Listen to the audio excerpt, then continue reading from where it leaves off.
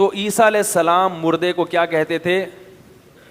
قم باذن اللہ، اللہ کے حکم سے کھڑا ہو جا. تو کہتے ہیں دیکھو اللہ کی عطا سے حضرت عیسیٰ بھی مردوں کو زندہ کر رہے ہیں، ہمارے نبی بھی اللہ کی عطا سے چاند کے 2 ٹکڑے کر رہے ہیں. تو جو نبی اللہ کی عطا سے چاند کے 2 ٹکڑے کر سکتا ہے، جو نبی اللہ کی عطا سے مردوں کو زندہ کر سکتا ہے، اس نبی کو اگر ہم یہاں سے بیٹھ کے پکاریں کہ ہماری حاجت سن لیں تو وہ اللہ کی عطا سے سن بھی سکتا ہے، اور وہ نبی اللہ کی عطا سے ہماری وہ حاجت پوری کر بھی سکتے ہیں. یہ بات سمجھ میں؟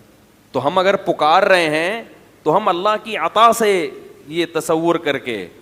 تو اس لیے قرآن نے جو کہا ہے کہ غیر اللہ کو مت پکارو، تو اس سے وہ پکار مراد ہے جو اللہ کی عطا کے بغیر والی پکارو. یہ اشکال کر رہا ہوں کہ اس کو میرا نظریہ نہ سمجھ لیں، یہ اشکال کرتے ہیں لوگ. اس اشکال کا جواب یہ ہے کہ دیکھو، ایک ہوتا ہے کسی کو اختیار دے دینا، ایک ہوتا ہے کسی کے ہاتھ سے کوئی کام کرا دینا. دونوں میں فرق ہے. دونوں میں کیا ہے؟ آپ لوگ حاضر ہیں نا اچھی طریقے سے. ایک ہوتا ہے کسی کے ہاتھ پہ کوئی کام صادر کر دینا، اور ایک ہوتا ہے کسی کو اس کا اختیار دے دینا. اختیار دینے کا مطلب کیا ہے؟ پانی کی جو سپلائی ہے یہ کس کے اختیار میں ہے؟ واٹر بورڈ والوں کے نا. وہ جب کھولیں گے نل تو پانی آئے گا، وہ بند کر دیں تو آپ قحط سے ہلاک. ملک کا جو وزیر اعظم ہے یا جو صدر ہے وہ واٹر بورڈ والوں سے محض کام نہیں لیتا، بلکہ باقاعدہ اس نے واٹر سپلائی کا ان کو اختیار دے دیا ہے کہ اب میرے در پہ آنے کی ضرورت نہیں ہے.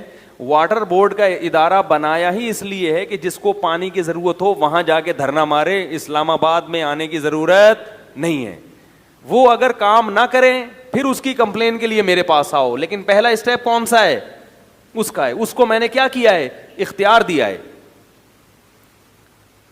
یہ مطلب ہوتا ہے اختیار دینے کا. اور کام کرانے کا مطلب کیا ہوتا ہے؟ واٹر بورڈ والوں کے پاس آپ گئے، بولا بھائی پانی بند ہے اتنے عرصے سے، وال آپ کھول دیں. تو اس نے ایک ملازم کو بولا یار اس کو وال کھول ذرا. وال کھولنے کے اختیارات نہیں دیے کہ جب چاہو کھولو جب چاہو بند کر دو. ہاں ابھی وال کھولنے کا کام کس سے لیا جا رہا ہے؟ ملازم سے. تبھی آپ ملازم کے پاس نہیں آؤ گے، آپ ڈائریکٹ کس کے پاس جاؤ گے؟ واٹر بورڈ والوں کے پاس.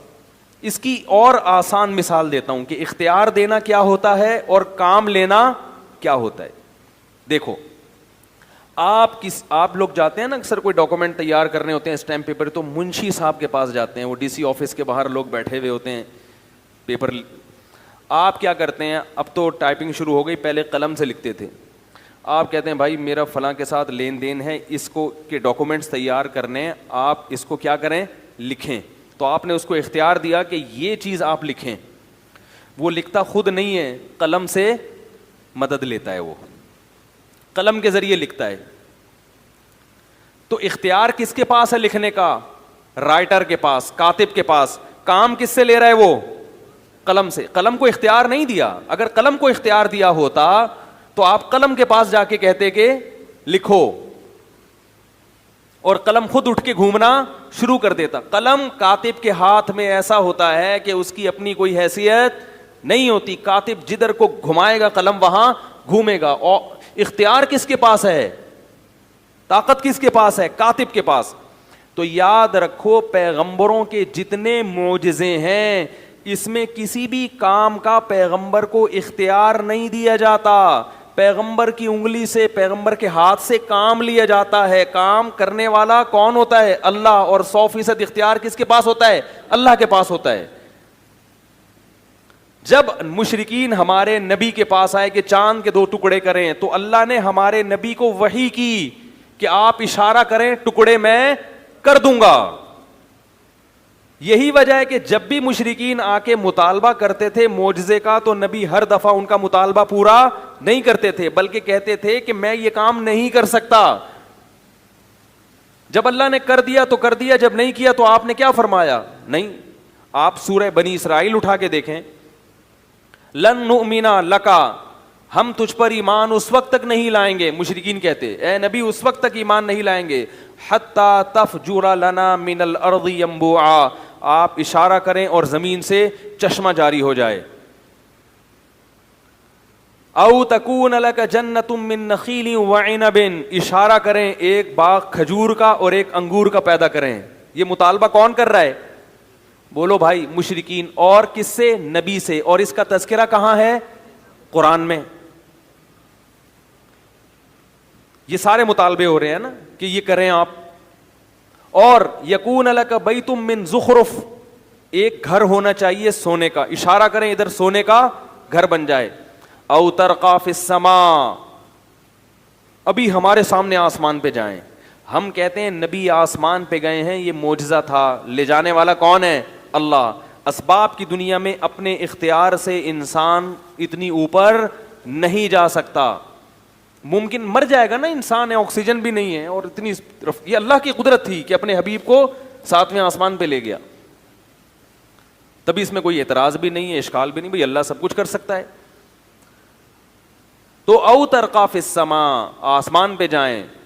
لن نؤمن لرقیک حتی تنزل علینا کتابا نقرأ, اور ہم جانے پر یقین نہیں کریں گے جب تک ہمارے سامنے آسمان سے قرآن لے کر نہ آئیں. ہم اس کو پڑھیں گے, پھر پتہ چلے گا کہ یہ واقعی, ہمیں تو نہ جبریل نظر آتے ہیں آسمان سے جو لے کر آ رہے ہیں, یہ تو سب چیزیں آپ دیکھ رہے ہیں. ان تمام چیزوں کا نبی نے جواب کیا دیا قرآن میں.